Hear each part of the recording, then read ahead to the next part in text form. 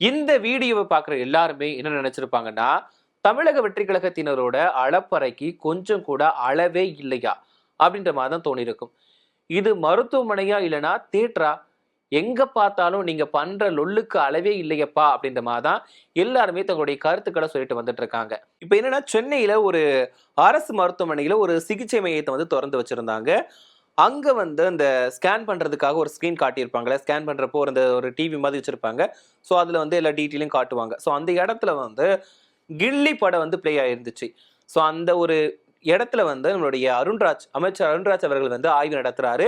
So, அங்க ஸ்க்ரீன்ல வந்து கில்லி திரைப்படம் வெளியாகியிருக்கு. ஸோ, இத பார்த்த ரசிகர்கள், அதாவது பொதுமக்கள் எல்லாரும் என்ன சொன்னாங்கன்னா, "இது என்னடா புதுசா இருக்கு? அது வந்து மருத்துவமனை தானே, எதுக்கு அங்க வந்து படம் ஓடுது? சரி, இவங்க அப்படி படம் பார்த்தா கூட எதுக்காக த்ரிஷா அண்ட் விஜய் அவர்கள் நடிச்ச கில்லி படத்த பார்க்கணும்? எவ்வளவோ படங்கள் வந்து தமிழ் சினிமாவுல வந்திருக்கு. அந்த படத்த ஏன் போடணும்?" அப்படின்ற மாதிரி தான் எல்லாருமே கேள்விகளால தொலைச்சு எடுத்தாங்க. இப்போ தமிழக வெற்றி கழகத்தினரை பொறுத்தவரைக்கும் என்ன பண்றாங்க? பொதுவா எல்லா இடத்துக்கும் போயிட்டு ஆய்வு நடத்துறாங்க. அவங்க வந்து பொறுப்புல இருக்காங்களோ, இல்லையோ, ஏதோ ஒரு இதுல தமிழக வெற்றி கழகத்தில நிர்வாகியா இருந்த போதும் நாங்க எங்க வேணாலும் போயிட்டு ஆய்வு நடத்திருவோம். அப்படின்ற மைண்ட் செட்ல தான் இருக்கிறாங்க. இப்போ ரீசென்ட்டா கூட ஒரு விஷயத்த வந்து சொல்லியிருந்தாங்க. என்னன்னா, எங்கேயும் போயிட்டு தேவையில்லாம ஆய்வு பண்ணக்கூடாது. அது மட்டும் இல்லாம ரீல்ஸ் எடுத்துலாம் பதிவிடக்கூடாது அப்படின்ற மாரி அரசு தரப்புல இருந்து ஒரு விளக்கம் கொடுத்திருந்தாங்க. அதாவது கட்சி மேலிடம் வந்து அவங்களுக்கு உத்தரவு போட்டிருந்தாங்க.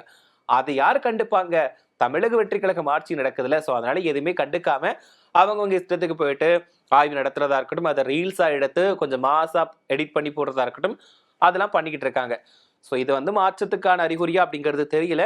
இப்படி இருக்கக்கூடிய நேரத்துல கொஞ்ச நாளைக்கு முன்னாடி ஒரு மிகப்பெரிய அறிவிப்பு வெளியிட்டாங்க. இனிமேல் பள்ளிகளில் அரசு சார்ந்த நிகழ்ச்சிகளை ஒளிபரப்பக்கூடாது.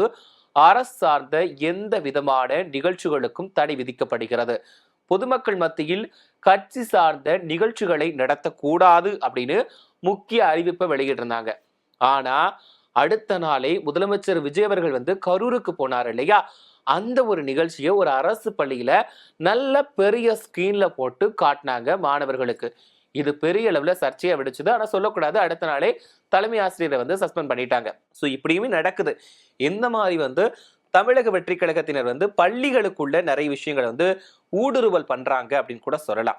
இப்படி இருக்கக்கூடிய நேரத்துல அரசு மருத்துவமனையில ஒரு பிராணவாயு சிகிச்சை மையத்தை வந்து திறந்திருக்காங்க சென்னையில. சோ அங்க வந்து அமைச்சர் அருண்ராஜ் அவர்கள் தான் போயிட்டு அந்த சிகிச்சை மையத்தை திறந்து வச்சிருக்காங்க.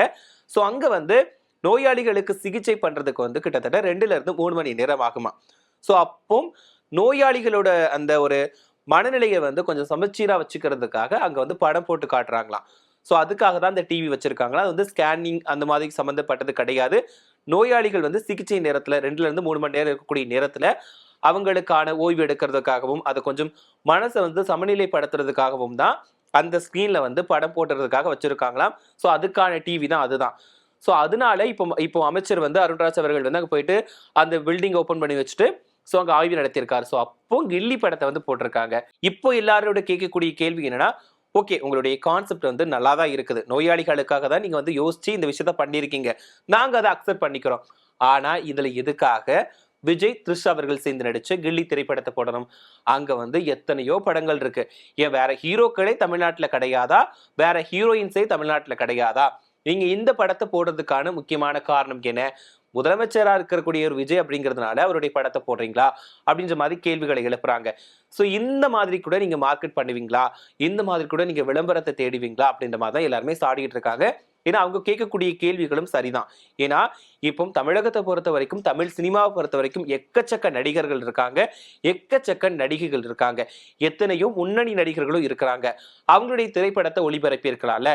எதுக்காக விஜய் அவர்களுடைய படத்தை வந்து போடணும்? அதுலயும் ஸ்பெசிபிக்கா விஜய், த்ரிஷா நடிச்ச கில்லி திரைப்படத்தை போடணும் அப்படிங்கிறது தான் எல்லாரோட கேள்வியுமா இருந்துகிட்டு இருக்குது. சோ இப்போ வந்து பொதுவாகவே எல்லா நிகழ்ச்சிகளையும் பாருங்களேன். ஒண்ணு பொது நிகழ்ச்சிகள் நடத்தினாங்க அப்படின்னா அதுல முதலமைச்சர் விஜய் அவர்களுடைய படங்கள்ல வரக்கூடிய பாடல்களை வந்து பிளே பண்றது, அதுக்கப்புறமா விஜய் அவர்களுடைய காட்சிகளை வந்து பள்ளிக்கூடத்துல கொண்டு போய் சேர்க்கிறது, அந்த படங்களை வந்து ஒட்டுறது, விஜய் அவருடைய புகைப்படங்களை வந்து பள்ளிகள்ல மாற்றுறது, இந்த மாதிரி வேலைகளை தமிழக வெற்றி கழக நிர்வாகிகள் வந்து செஞ்சுக்கிட்டு தான் இருக்கிறாங்க. ரொம்ப இப்படிதான் போயிட்டு இருக்கக்கூடிய நேரத்துல அரசு மருத்துவமனையில கூட இப்படிதான் பண்ணுவீங்களா நீங்க? அங்க கூட போயிட்டு உங்க விஜய் பாடலை தான் போடுவீங்களா? உங்க விஜய் படத்தை தான் போடுவீங்களா? அப்படின்னு பொதுமக்கள் வந்து கேள்வி கேட்க ஆரம்பிச்சிட்டாங்க. சோ இதை எப்போ தான் நிறுத்த போறீங்க அப்படின்ற மாதிரியுமே எதிர்பார்ப்போட மக்கள் வந்து கேட்டுட்டு இருக்கிறாங்க. எந்த மாதிரி தான் போயிட்டு இருக்குங்க. இதுக்கு வந்து என்ன பதில் வந்து அவங்க தரப்புல இருந்து வரப்போகுது அப்படிங்கிறது தெரியல. நாளுக்கு நாள் இவங்களுடைய இந்த ஒரு அட்ராசிட்டி அப்படிங்கிறது தொடர்ந்துகிட்டே தான் வருது. ஸோ இது முடிவு பெறுமா? இல்லாட்டா வந்து தொடர்ந்து இதே மாதிரி தான் நடத்துவாங்களா? அப்படிங்கிறது பெரிய ஒரு கேள்வியா தான் இருந்துகிட்டு இருக்கு. மருத்துவமனை நிர்வாகம் வந்து இந்த ஸ்கிரீன்ல வந்து அந்த விஜய் படம் ஓடுனதுக்காக விளக்கத்தையும் கொடுத்திருந்தாங்க. என்னன்னா, இது வாண்டடா நடந்த விஷயம் கிடையாது. தற்செயலா நடந்த விஷயம் தான். இது வந்து நோயாளிகளுக்காக ஸ்பெசிஃபிக்கா பண்ண ஒரு ஸ்பெஷல் விஷயம் தான். ஸோ அந்த நேரத்துல அந்த படத்தை வந்து ஒளிபரப்புனது அப்படிங்கிறது எந்த ஒரு ப்ரீ பிளான்டுமே கிடையாது. அது தற்செயலா நடந்த விஷயம் தான் அப்படின்ற மாதிரி அவங்க சைட்ல இருந்து விளக்கத்தை கொடுத்திருக்காங்க. இருந்தாலும் எல்லாருடைய இன்னொரு கேள்வி என்னவா இருக்குன்னா, அது எப்படிப்பா எல்லா இடத்திலும் தற்செயலா மட்டும்தான் இது நடக்குமா? அதாவது நீங்க பள்ளி நிகழ்ச்சிகள்ல கூட விஜய் அவர்களுடைய பாடலை போட்டு நடனம் ஆடுறதும் தற்செயலா தான் நடக்குது. எங்க போனாலுமே விஜய் அவர்களுடைய நிகழ்ச்சிகளை பத்தி பேசுறது, அவருடைய அரசியல் பத்தி பேசுறதும் தற்செயலா தான் நடக்குது.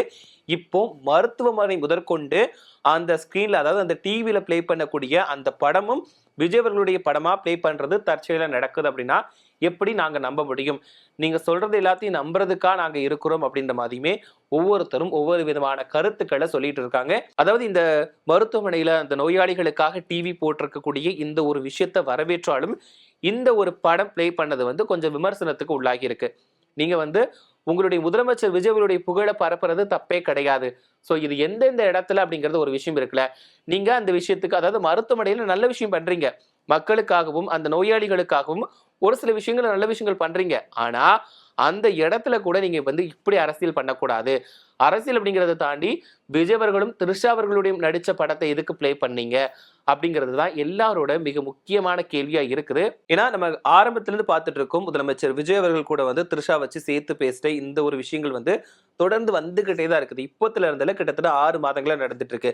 சங்கீதா அவர்கள் வந்து திடீர்னு விவாகரத்து வழக்கு தொடர்ந்த நேரத்துல இருந்து இந்த ஒரு விஷயம் ரொம்பவே பரவலா பெரிய அளவுல பேசப்பட்டுட்டு வந்துகிட்டு இருக்கக்கூடிய ஒரு விஷயம். ஏன்னா பொது நிகழ்ச்சிகளுக்கு 2 பேருமே சேர்ந்து போனதா இருக்கட்டும், அதுக்கப்புறமா முதலமைச்சர் விஜய் அவருடைய பதவியேற்பு விழாவில் த்ரிஷா முதல் வரிசையில் அமர்ந்திருந்த விஷயங்களா இருக்கட்டும், அவங்களுக்கு முன்னுரிமை கொடுத்த விஷயமா இருக்கட்டும், இப்போ ரீசெண்டா வந்து அவருடைய பிறந்த நாளுக்கு வந்து மறுநாள் த்ரிஷா வந்து போஸ்ட் போட்ட அந்த ஒரு விஷயமா இருக்கட்டும், இப்படி தொடர்ந்து த்ரிஷா பண்ணக்கூடிய ஒவ்வொரு விஷயங்களும் சர்ச்சையா மாறுது, விவாதத்தை ஏற்படுத்திட்டு இருக்கு. ஸோ இந்த நேரத்துல த்ரிஷா அண்ட் விஜய் சேர்ந்து நடிச்ச கில்லி திரைப்படத்தை அரசு மருத்துவமனையில பிளே பண்ண வேண்டிய அவசியம் என்ன அப்படிங்கிறது தான் எல்லாரோட கேள்வியுமா இருக்குது. ஸோ போக போக இவங்க பண்ணக்கூடிய அலம்பல் என்னவா இருக்க போகுது, இல்லைன்னா மேலிடம் சொல்லக்கூடிய அந்த அறிவுரைகளை கேட்டுக்கிட்டு கொஞ்சம் அடக்கி வாசிக்க போறாங்களா அப்படிங்கறத தான் பொறுத்திருந்து பார்க்கணும். ஸோ இதை பத்தி நீங்க என்ன நினைக்கிறீங்க அப்படின்ற கருத்துக்களை மறக்காம கமெண்ட்ல சொல்லுங்க. அது மட்டும் இல்லாம இந்த ஒரு விஷயம், அதாவது அரசு மருத்துவமனையில விஜயன் த்ரிஷா அவர்கள் நடிச்ச திரைப்படத்தை பிளே பண்ணதா இருக்கட்டும், அது மட்டும் இல்லாம நிறைய நிகழ்ச்சிகள்ல விஜய் அவர்களுக்கே முக்கியத்துவம் கொடுக்கக்கூடிய வகையில அவருடைய பாடல்கள் இதெல்லாம் பிளே பண்றதை பத்தி என்ன நினைக்கிறீங்க அப்படின்ற உங்களோட கருத்துக்களை மறக்காம கமெண்ட்ல சொல்லுங்க.